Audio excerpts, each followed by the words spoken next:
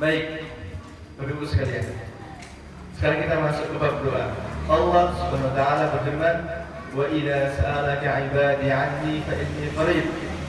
Ujibu da'watad da'i idza da'an, falyastajibu li wal yu'minu bi la'allahum yarshudun." Allah berfirman, "Wahai Muhammad, apabila kamu bertanya kepadamu tentang aku, maka sesungguhnya aku itu sangatlah dekat." Ini qarib. Jadi Allah itu dekat, Bapak Ibu sekalian. Allah itu dekat. Allah mengatakan ini qarib. Setelah mengatakan Allah dekat, Allah melanjutkan lagi firman-Nya, "Ujibu da'watad da'i idza da'an." Aku akan menjawab, akan memenuhi doa seseorang yang berdoa. Tetapi apa? "Falyastajibu li wal yu'minu bi la'allahum yarshudun." Tetapi hendaklah mereka memenuhi semua kewajibanku dan mereka beriman kepadaku agar mereka mendapat petunjuk. Bapak Ibu sekalian, apa perbedaan Islam zaman Rasulullah, zaman para sahabat dengan Islam sekarang? Kitabnya sama, hadisnya sama, kiblatnya masih sama. Kenapa orang zaman dahulu kuat-kuat, hebat-hebat, bahkan pasukannya Sultan Muhammad Al-Fatih itu mengangkat kapal melewati gunung, Pak.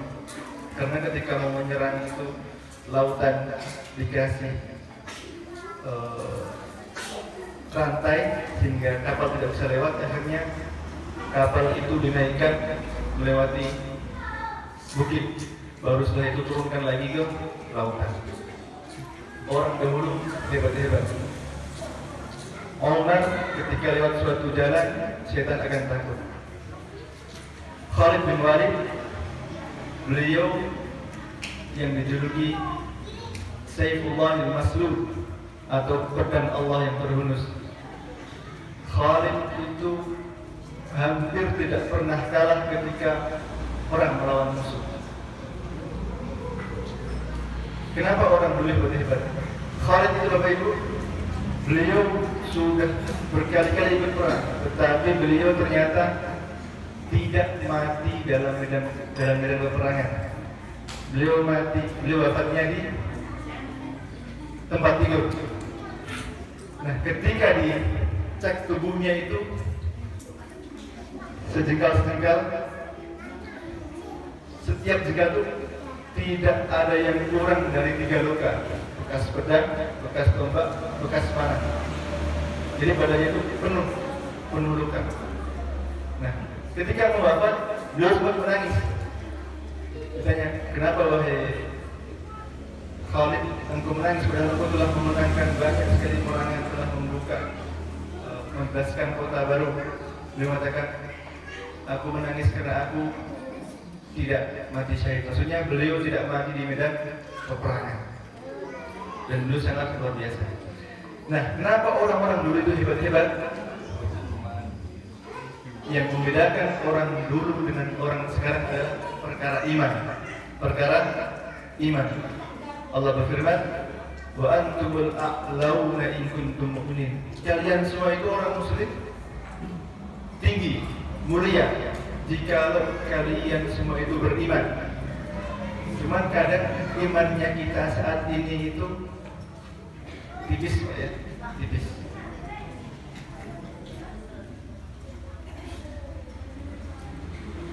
Salah satu hadis Nabi kita SAW mengatakan,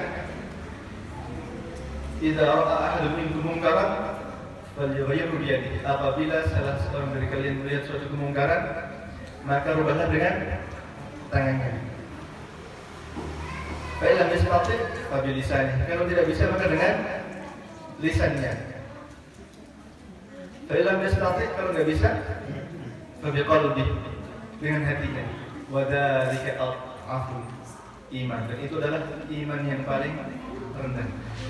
Nah, pertanyaannya adalah sekarang kita ini jujur-jujuran, Pak, ya. Ketika melihat kemungkaran,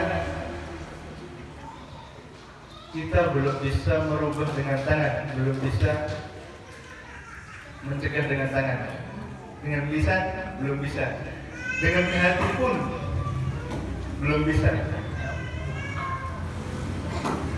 Sesekali bisa, sesekali enggak, sesekali lalai, sekali bisa.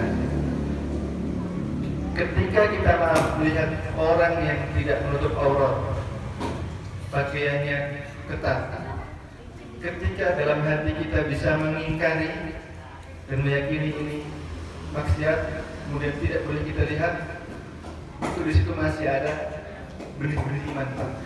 Tetapi kalau malah kita lihat, malah kita nikmati, dikatakan, oh ini gratis, nggak dilihat, sia-sia. Di situ kita sudah, imannya sudah lebih tipis lagi. Dan mengubah kemungkaran dengan tangan itu, kalau kita sebagai kepala keluarga, ya kita merubah ke anak-anak kita, ke istri-istri kita. Tetapi kalau yang perkara seperti negara atau desa, itu di bawah hak presiden. Kalau desa di bawah hak Pak Lurah. Mungkin kita bisa mengasih saran nasihat, itu bisa. Tapi kalau main hakim sendiri, tidak bisa. Begitu. Atau ada maling. Memang kita bisa merubah, bisa menangkap. Tetapi bukan berarti kita boleh menghukum sendiri, bukan. Karena di Indonesia kita harus serahkan ke kepolisian. Tetapi setidaknya kita bisa membantu menangkap. Nah, kemudian Allah juga berfirman, walillahi al-izzatu walirrasuli wal mu'minin. Kemuliaan itu milik Allah dan milik Rasulnya dan milik orang-orang yang beriman. Jadi kita semua ini Bapak Ibu sangat mulia. Cuman sekarang kita itu seperti buih di atas lautan. Airnya ke kanan, ikut ke kanan. Airnya ke kiri, ikut ke kiri. Contoh yang bisa kita lihat, model pakaian begini, sebagian dari anak muda kita mengikuti. Model pakaian tidak menutup aurat, ikuti. Apalagi, mohon maaf, meskipun dia pakai kerudung, memakai celana panjang, memakai kaos panjang, kalau itu ketat, itu bukan menutup aurat, itu membungkus, itu melilit. Jadi itu bungkusan. Berpakaian tapi telanjang. Ya, itu seperti berpakaian tapi telanjang karena kelihatan lekuk tubuhnya. Makanya bapak-bapak punya kewajiban mengawasi istri dan anaknya. Begini, ini ada yang penting nih, ada bapak-bapak penting nih. Ada yang sangat penting buat bapak-bapak adalah tentang yang namanya itu apa? Daijus itu adalah seorang suami yang tidak punya rasa cemburu. Makanya adalah kita ketika punya istri itu bilang, sampaikan, saya nggak mau kalau kecantikan istri saya itu dilihat orang lain. Saya nggak mau kalau keindahan tubuh istri saya itu dinikmati orang lain. Makanya pastikan istri bapak itu tutup aurat dengan sempurna. Kira-kira gimana?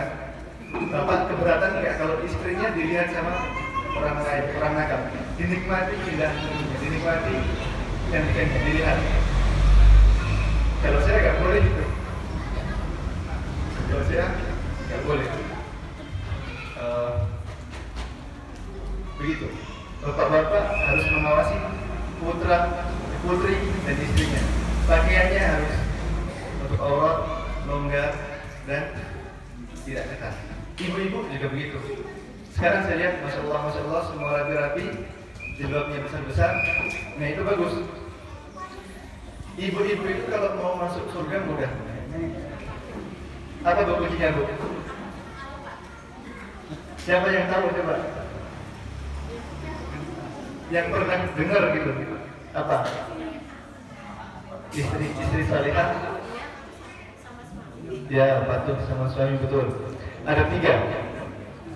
Nabi kita bersabda, "Idza salatil mar'atu khamsaha wa shamat siyamaha wa ata'at zawjaha faqila laha udkhuli al-jannah min haythu syi'ti aw kama qala." Nabi kita pernah bersabda bahwasanya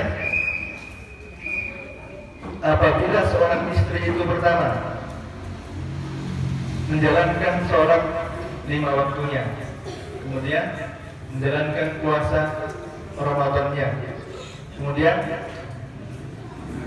wa'ata'at zawjaha, dan mentaati suaminya, maka akan dikatakan kepadanya, silahkan masuk surga melalui pintu mana saja yang kamu inginkan. Itu Bapak Ibu, itu Ibu-Ibu. Yang penting Ibu itu sholat, puasa, mentaati suaminya. Sudah. Tentu seorang suami yang soleh akan menyuruh silahkan tutup aurat, kemudian silahkan bersedekah, dan tidak akan menyuruh kepada yang maksiat. Ketika ibu sudah bisa itu 3 itu, pahalanya surga itu. Simpel saja. Jangan mengangkat suara di depan suami. Maksudnya ketika dinasihati didengarkan. Tetapi memang tabiatnya itu yang lebih banyak ngomong ibu, karena ibu itu sehari harus mengeluarkan kata-kata sekitar 20.000 kata atau lebih. Kalau bapak-bapak hanya sekitar 7.000. Makanya betul, ngomong anak itu cocok bagi si ibu karena dia akan banyak mengajak bicara, bertanya ini itu, dilayani, dijelaskan macam-macam. Kalau sama bapak terkadang diam, kadang diam. Kemudian penting juga ini ibu, kenapa orang dulu hebat-hebat? Di antaranya adalah faktor ibu-ibu. Ibu-ibu zaman dulu ketika menyusui anaknya itu sambil berdoa, sambil mengulang hafalan, itu ibu-ibu yang soleh. Berdoa yang baik-baik, semoga nanti kamu jadi ulama, jadi orang besar. Kalau ibu-ibu sekarang, menurut saya sebagian ketika menyusui apa? HP. Ada lagi yang lain apa? Berharap semoga cepat tidur. Makanya umat Islam sekarang semuanya tidur.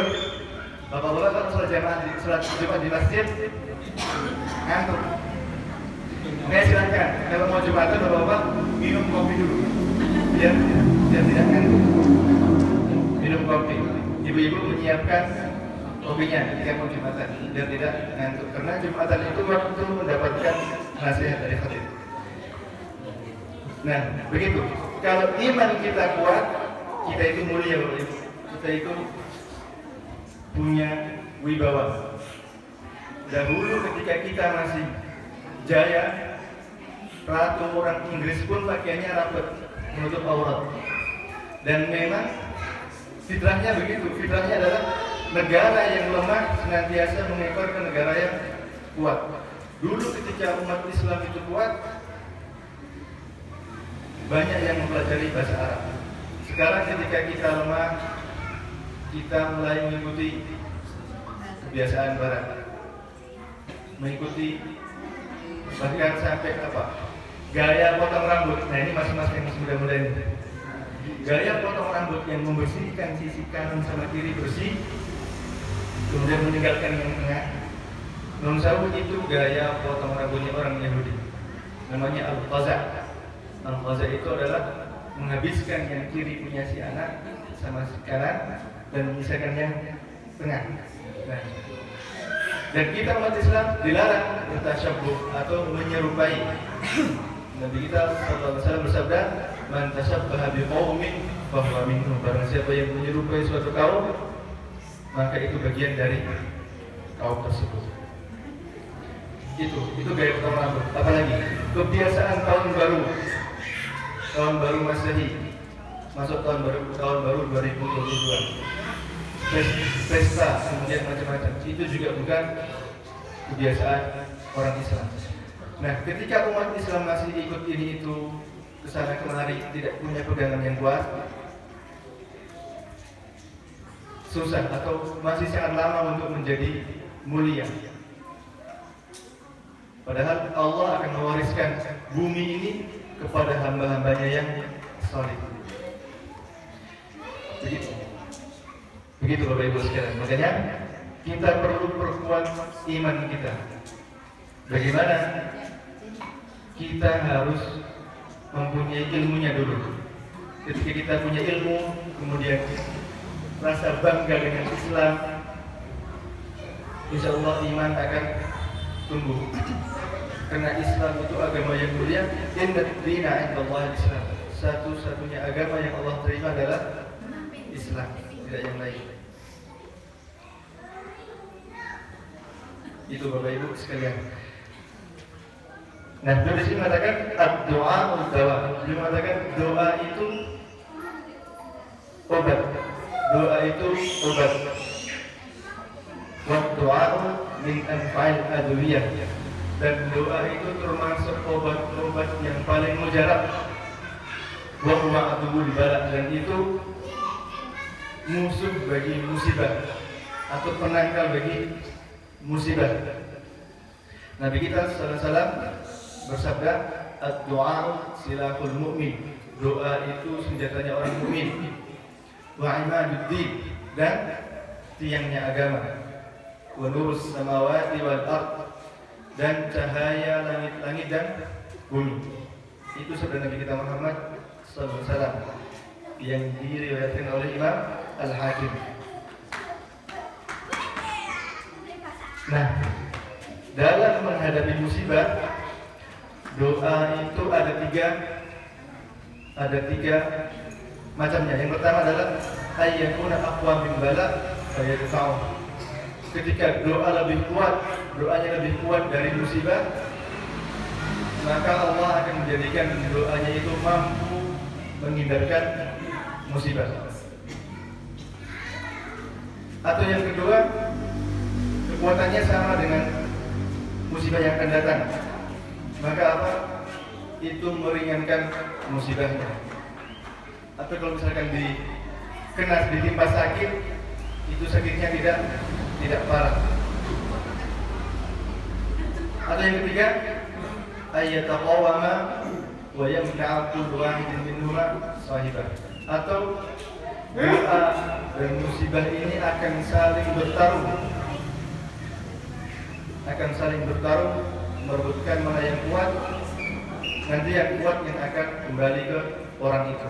Kalau doanya lebih kuat, dia akan sehat, akan aman. Tapi kalau doanya kurang kuat, kurang khusyuk, maka musibahnya yang akan datang. Tapi Ibu sekalian, doa itu sebelum masuk ke doa, kira-kira takdir bisa dirubah nggak? Kira-kira takdir bisa dirubah nggak? Tidak ya? Bisa? Bisa? Saya tidak. Bisa. Takdir itu bisa dirubah. Nabi kita sallallahu alaihi wasallam bersabda, la yughni hadarun min qadar. Kehati-hatian itu tidak cukup untuk menghadapi takdir. Kalau cuma hati-hati, kita sudah hati-hati naik motor, kita sudah hati-hati, yang di sana yang nggak hati-hati, kita sudah pelan, yang berlawan arah yang ngebut. Kalau cuma hati-hati, itu belum mampu menghadapi takdir. Kemudian, wat doa yang kau mimma nazar wa mimma lam yanzal.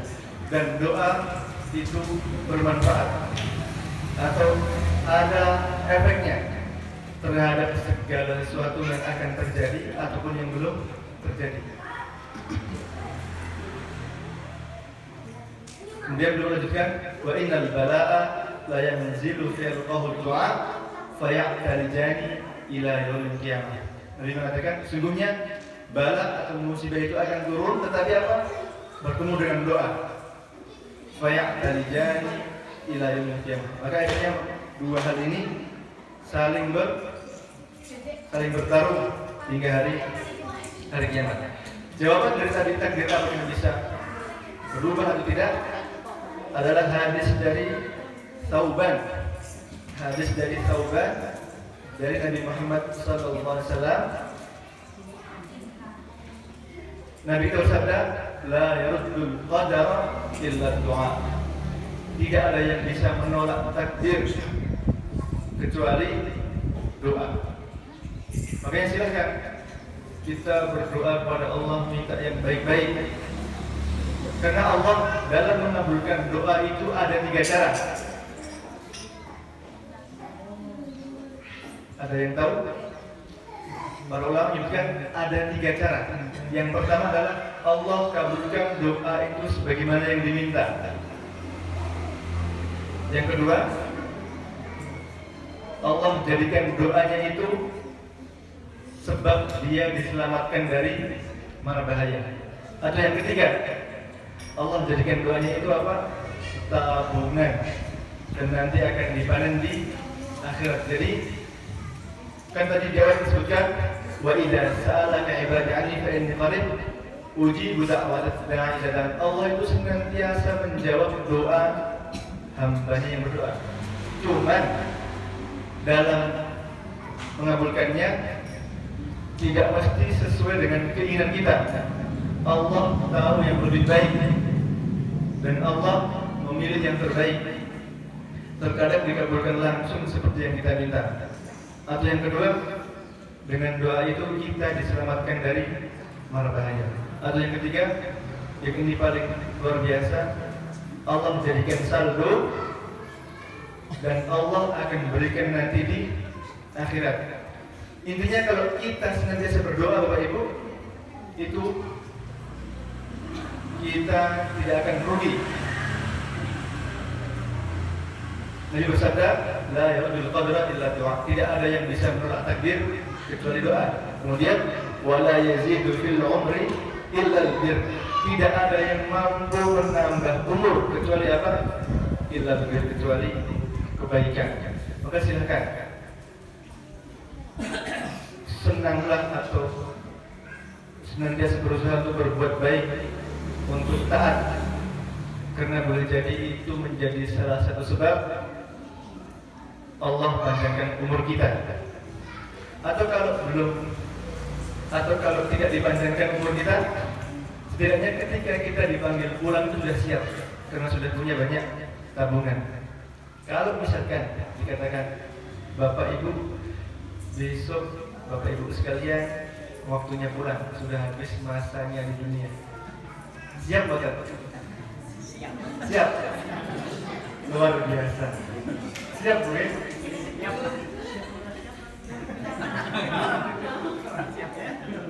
Luar biasa. Kalau kita dalam hati mengatakan siap, itu luar biasa. Berarti istilahnya sudah banyak tabungan yang Bapak Ibu miliki, sudah punya kebiasaan amal ibadah yang telah rutin dilakukan. Makanya beruntung orang-orang yang ketika dipanggil untuk pulang sudah siap. Yang paling simpel adalah coba kalau mau tidur itu bayangkan besok pagi ini saya tidak bangun sudah di dalam kubur, di depannya malaikat bertanya, man rabbuk, siapa Tuhanmu, ma dinuk, apa agamamu, man nabiyuk, siapa nabimu. Ketika kita membayangkan itu, kalau kita sudah siap, luar biasa. Kalau belum siap, berarti perlu dipersiapkan lagi. Dan terkadang kalau setiap kita pasti pernah berdosa Bapak Ibu ya. Nabi bersabda, kullu bani Adam khata'. Setiap anak Adam itu ada peluang bersalah, melakukan dosa.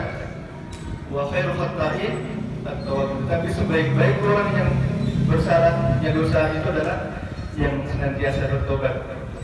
Terkadang kalau kita sadar kita punya dosa, kemudian malam mau tidur itu kita bayangkan besok apakah kita masih bangun atau bangun di dalam kubur, itu bisa akan susah mau tidur.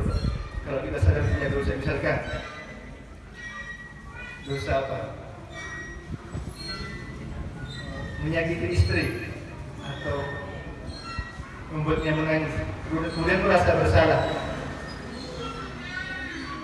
atau merasa belum berbakti sama orang tua, atau merasa pernah tadi siang bersuara kasar di depan orang tua.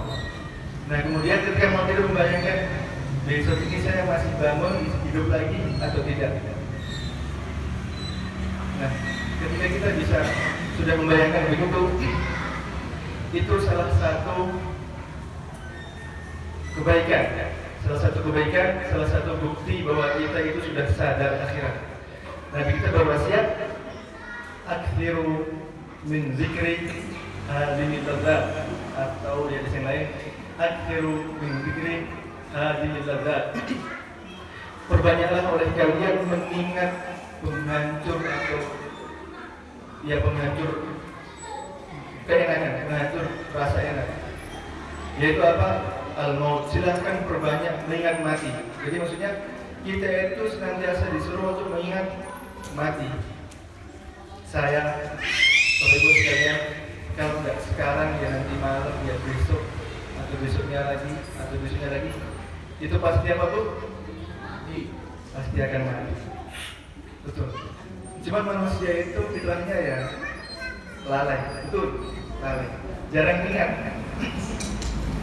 Paling ingat itu sekali pas ada takziah, baru ingat tuh iya, saya ini ada peluang akan mati. Kalau enggak itu kadang lupa. Makanya silahkan jadikan mengingat mati itu wirid ketika mau tidur. Ketika mau tidur silahkan ingat pasti akan mati, harus siap-siap. Begitu. Kemudian tadi Nabi bersabda, la yaqulu qadra illa doa, tidak ada yang bisa menolak takbir kecuali doa. Wala yazidu fil umri illa al-bir, tidak ada yang mampu menambah umur, panjang umur atau keberkahan umur kecuali kebaikan. Wa innar rajula la yahram rizqa bi dzambi yusibu, sungguhnya seorang itu akan terhalang dari suatu rezeki karena apa? Bi dzambi yusibu, karena dosa yang dilakukannya. Oke, silakan kita introspeksi diri. Kalau terasa rezekinya sulit, kita cek apakah sholat kita lancar, apakah omongan kita baik, apakah yang kita lihat itu senantiasa yang baik-baik, atau terkadang kita melihat yang nggak baik, apakah yang kita dengar itu baik-baik, atau yang kita dengar adalah ghibah, ngomongin tetangga. Apakah yang kita lakukan itu baik, atau kita jahil, atau bahkan berbuat jahat, mencuri atau merampok. Karena salah satu bahan rezeki adalah dosa.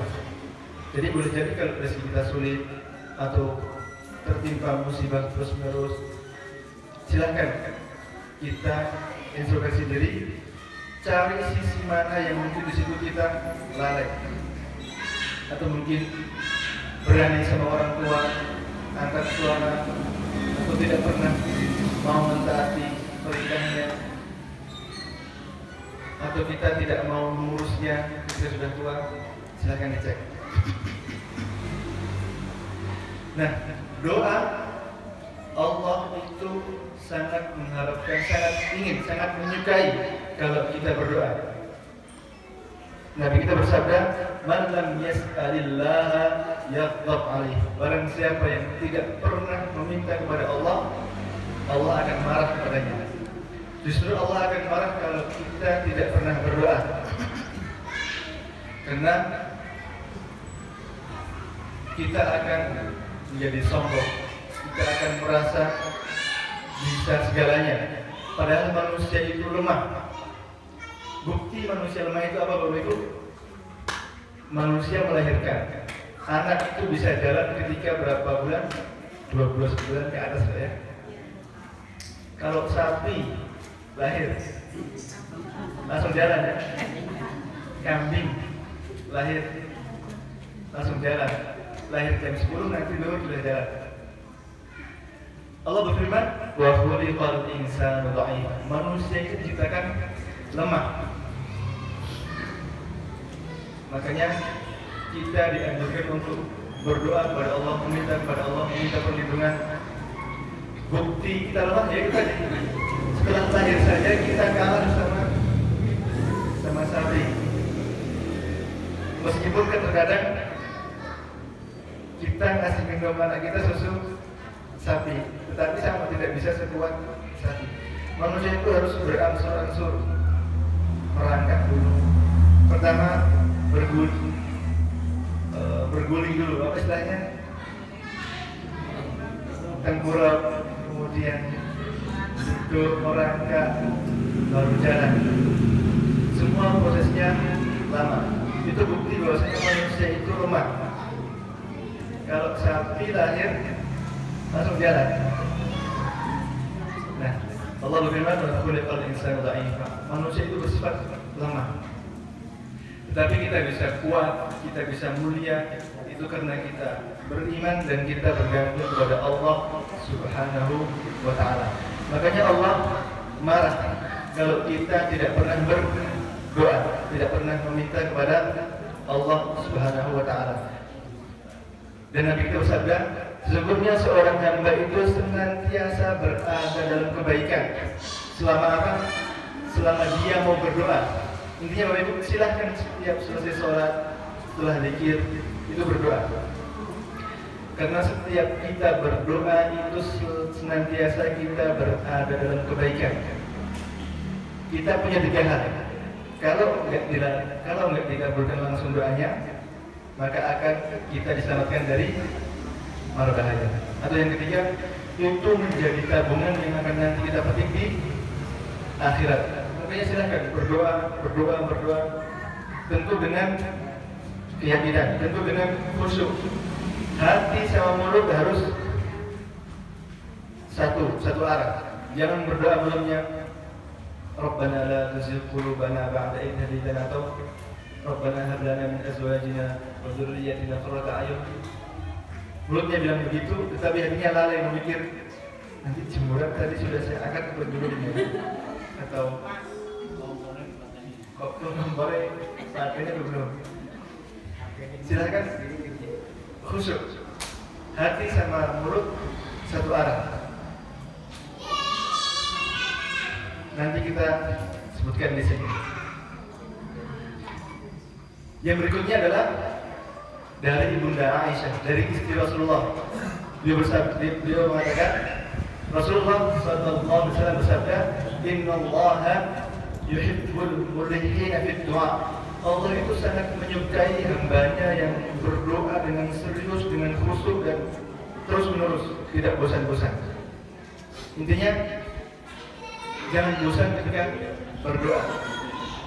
Kenapa? Kita selama mau berdoa itu kita berada dalam kebaikan. Kemudian sekarang kita masuk yang berikutnya. Ibnu Qayyim mengatakan di antara bahayanya atau musibahnya orang yang berdoa adalah terburu-buru. Dia mengatakan ayyasta'jil al-'abdu wa yastaqti al-ijabatu wa yastahsiru wa yata'addu, yaitu seseorang berdoa inginnya segera dikabulkan, tetapi karena dia merasa lama tidak dikabulkan, kemudian dia capek, menyerah, kemudian akhirnya berhenti, tidak berdoa sama sekali. Nah, di sini kita mengatakan wa huwa bimanzilati man badara badran. Itu seperti orang yang meletakkan benih, menanam benih. Allah gharsan atau menanam benih. Faja'ala yata'ahadu wa yasqihi. Kemudian orang itu senantiasa merawatnya, menyiramnya, membersihkan dari rumput-rumputnya. Kemudian apa? Falamma istaqta kamaluhu wa idrakuhu tarakahu wa ahmalah. Tetapi karena lama dia tunggu lama tidak tumbuh, tidak segera tinggi berbunga atau berbuah, kemudian dia tinggalkan. Ketika ditinggalkan, tentu lebih-lebih tidak akan tumbuh. Jadi begitu, beliau mengatakan orang yang berdoa terburu-buru itu seperti orang yang menanam benih, dia ingin segera tumbuh, tetapi karena lama sudah dirawat, kalau tumbuh ditinggalkan. Nah, orang yang berdoa begitu, dia berdoa, kemudian merasa kok belum dikabulkan, kemudian dia berhenti.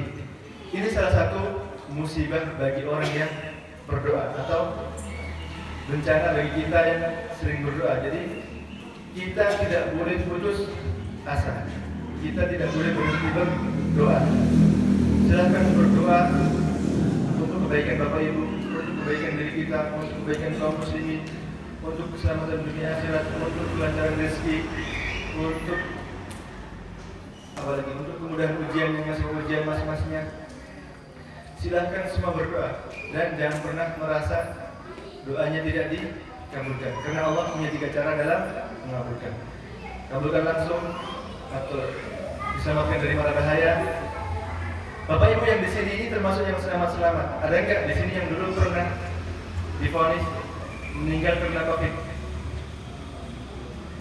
Ada enggak? Di desa sini ada ya? Banyak ya?